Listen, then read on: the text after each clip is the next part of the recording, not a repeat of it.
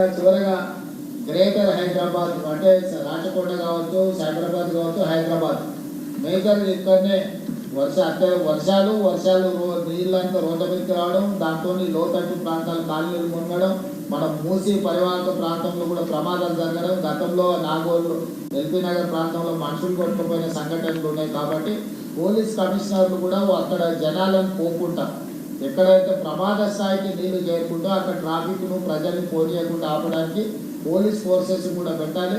City ట్రాఫిక్ను చేయడానికి physical policing కూడా అవసరం.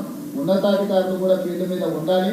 ఉన్నతాధికారులు పర్యవేక్షిస్తున్నారంటే మిగతా వాళ్ళందరూ కూడా వస్తారు. కాబట్టి రెగ్యులర్ పోలీసింగ్ కూడా ఈ దీంట్లో భాగస్వామ్యం తీసుకోవాలి. Not only traffic police, normal టైంలో traffic police will take care of traffic regularisation.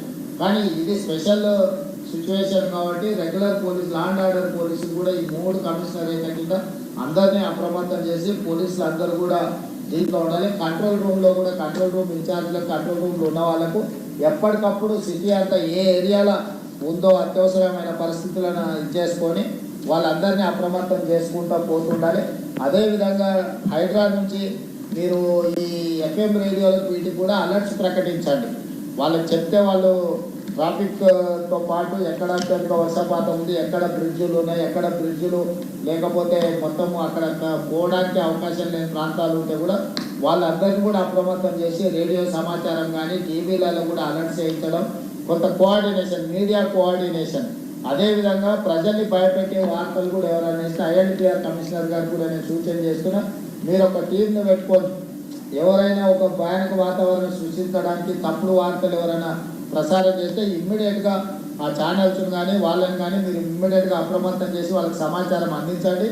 కాదు కూడా కానీ వాళ్ళు ఏదైనా చేస్తే ఇమ్మీడియట్గా ఏం చర్యలు తీసుకోవాలో INTR వైపు నుంచి కూడా దీంట్లో ఉండాలి. మీరు సమాచారం ఇవ్వనప్పుడు వాళ్ళు ఏదో ఒకటి వేస్తారు. మీరే అందుబాటులో ఉండి సమాచారం తెచ్చుకొని వాళ్ళకి సమాచారాన్ని అందిస్తే వాళ్ళు వాస్తవాలను కూడా ప్రకటించే అవకాశం ఉంటుంది. కాబట్టి INTR డిపార్ట్మెంటు, CPRO వీళ్ళందరూ కూడా సమాచారాన్ని ఎప్పటికప్పుడు మీడియా ద్వారా కూడా ప్రజలకు చేరేటట్టు మీడియాను కూడా అప్రమత్తం చేయడం, మీడియా కూడా సమాచారం అందించే కార్యక్రమాలను కూడా తీసుకోవాలి. వీళ్ళందరినీ కోఆర్డినేషన్ చేయడానికి చీఫ్ సెక్రటరీ గారు, DG గారు, కమిషనర్లు మీరు ఒక గ్రూప్ క్రియేట్ చేసుకొని ఎప్పటికప్పుడు ఆ గ్రూప్లో మీరు డిస్కషన్ చేసుకొని ఇన్స్ట్రక్షన్స్ ఇవ్వడానికి కూడా అవసరమైన దీంట్లో కూడా మీరు ఒక కోఆర్డినేషన్ లాగా ఉండాలి.